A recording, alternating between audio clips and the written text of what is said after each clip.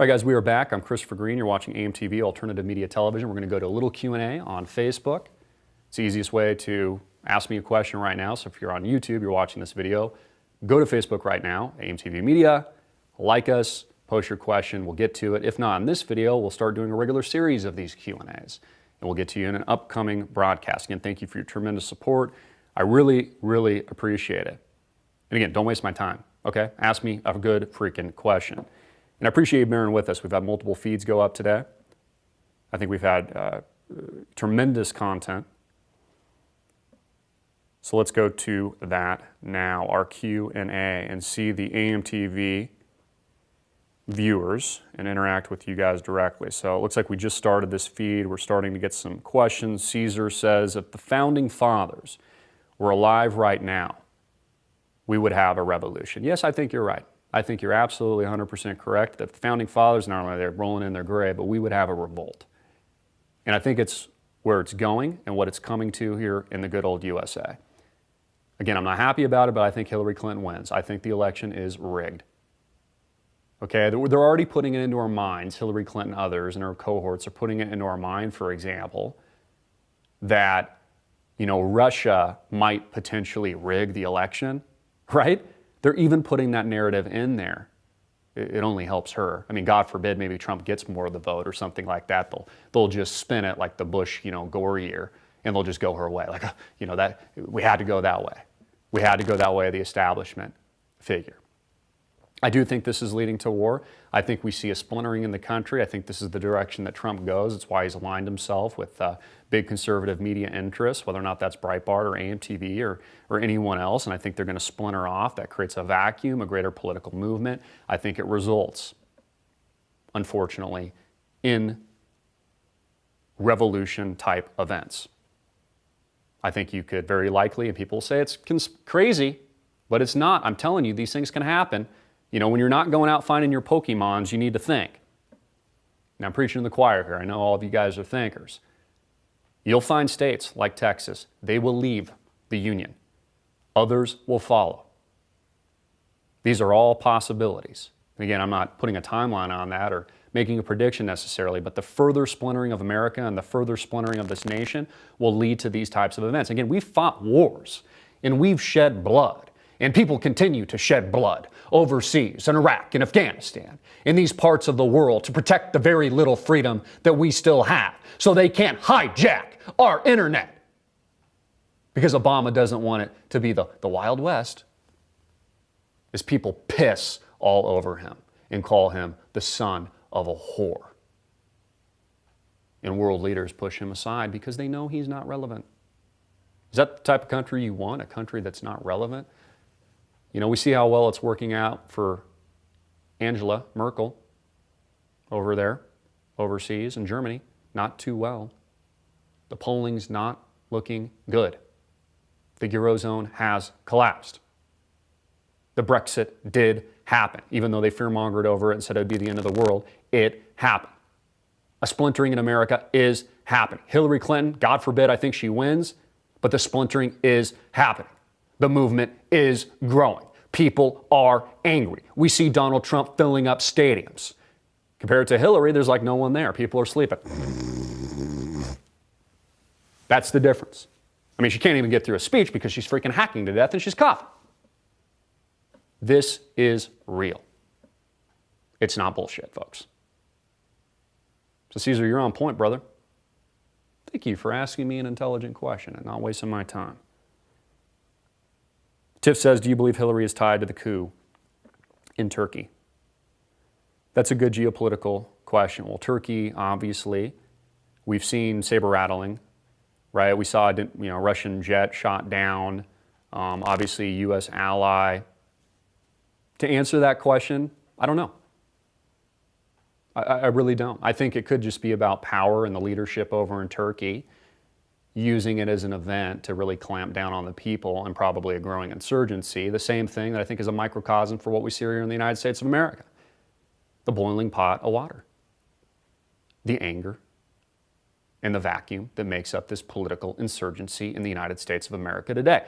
Again, as Vladimir Putin pointed out, he didn't leak the DNC emails. But whoever did us a public service. And see, they can see the boiling point. And this is where it's headed. So I think Turkey, a little bit of a microcosm. That's why they clamp down on the internet. They take away our freedom, things I've been talking about for years. They've got to put a lid to the unrest. They can't have a free internet or free speech at that point, right? They've got to take it away. That's why a dictator in the name of Barack Obama is saying we can't have the Wild West. Well, why not? It's worked well so far. It's created some of the greatest technological advancements in the history of the world. We've had multi-billion-dollar companies created in the last 10 years or so. Companies like Google didn't even exist. Why would we not want it to be the Wild West? It is the epicenter of American capitalism today. And again, I got a lot of problems with it because these companies act like monopolies and they're tied in with the US federal government now and are the most powerful entities on the planet and they're inhibiting free voices like my own and yours. Why would we not want it to be the Wild West? The only success America has had is through technology that made up the Wild West and the internet in the last decade. We've done nothing else correctly. We've become a society and an internet generation of text messengers and Instagram influencers and YouTube stars, such as myself, even though I don't really consider myself a YouTube star. We're just using the weapon against them, spreading the ideas. I mean, we could be back 100 years. I would just be on a soapbox. It would be no different. I'm just using the weapon that they've given me. This is our society today, a splintering of the United States of America. These things can and will, just like people thought Trump could never win over the GOP, which he really hasn't, even though the people have spoken, that could never happen, and it has. The unthinkable can happen. 2008, 2009 can happen. You can lose everything. Your cash can evaporate. We can go to war. You can watch your sons and daughters die overseas. It can all happen. And some of you tragically are already dealing with that. And these wars we've been fighting post-September 11th that many think was engineered by our own U.S. federal government from the inside. Whether or not you think it's a conspiracy or not, we know we're not getting the full truth. We know buildings, just like Donald Trump knows, just don't fall down. Yeah, Building 7 just fell down. Yeah, it was a stiff wind and it just... No. That's a controlled demolition. A plane didn't hit it. It's not reverberations from the other buildings falling down. Otherwise, it's just gross incompetence. I mean, if you're one of the engineers on those things or architects, man, wow. Wow, you're just the worst at what you do. And we know all the engineers and architects for the Truther movement, et cetera, will tell you, no, something's wrong there, something's up, we don't have the full truth. They knew it was coming. I mean, remember Bush, when he heard? He's just like in shock. And maybe he wasn't privy to it, he was reading the book upside down. These things can and will happen in the United States of America and abroad. Elsie says, I live in Canada, and when I travel anywhere in the world, people assume I am from the USA once I state that I am Canadian. And I am instantly treated much better. I have many friends and family members in the States, so I do not say this about the American people. But the U.S. government is looked at on the world stage like the school bully that everyone wants to be taken out. And I think kind of like the spoiled rich kid that just thinks they deserve everything. I pick on Bill O'Reilly a lot because he stole my freaking tagline. People are like, oh, Christopher Ed's been around forever. No, it hasn't, man. It's been freaking trademarked by me. God, if we don't have our intellectual property, what else do we have? I mean, that's what we do, intellectual property. But I'm reading his book right now. And this is not a plug, even though I guess I'm plugging it, but it's trying to think of the title. It talks about when he was a small boy. It's called A Bold, Fresh Piece of Humanity. He says something, you learn nothing by taking from others. When, people give you money, or they bail you out, you learn from earning, from making your own way, from being inventive. All things that I think that we need to do. And I think we've become a laughingstock around the world. And it's why if you're from Canada, and they originally thought you were from the USA, they are probably a little bit more at ease. Because the USA does not have a very good public image right now. Why should we? Corruption at the highest law of the land. Completely indebted.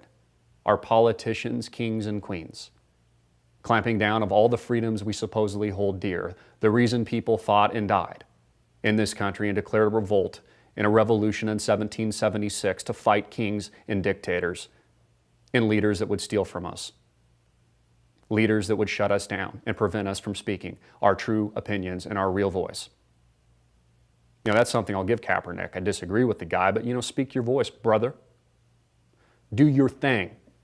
At least, you being a part of the NFL gets people to listen to you. It's a lot harder when you're coming from the underground like we are. But the message is getting louder. It's getting firmer, and it's why they want a piece of it. It's why they're coming after it. And again, I've expected this. This is not a surprise. Will Fox says no stairs, no red carpet for Obama. That's right. They make him look like a fool. They're not going to roll anything out for that guy. They're just going to give him a cold, hard stare, as did Vladimir Putin. Adam says, welcome back, welcome back. Pablo says, good afternoon to you. Gina says, Chris, is there any truth to Obama turning over the internet to the UN? Well, yes, there is. We just covered that. Again, it's mainstream, not just me, Wall Street Journal. Mainstream media is reporting on this. Again, the USA is losing sovereignty over our cherished freedom of speech. And I talked about this. We've got some videos in post-production now with our censorship. Our banned video, the video we did on Iran, people will say, and they'll use the argument all the time, well, Google is a private company that owns YouTube with the parent company Alphabet, so they can do whatever they want. It's not a freedom of speech issue. They can ban content. They can demonetize it. They can disincentivize the truth, real news, politics, for example. My question is, are they a private company? Is Google a private company, the most powerful company in the world that meets at the White House on a regular basis several times a week, just a private company? When they can sway an election, some 20 to 40% of some reports that I've read from moderates, and they can change their algorithm on a dime so that when you search Hillary Clinton, the illness won't pull up, is that just a private company?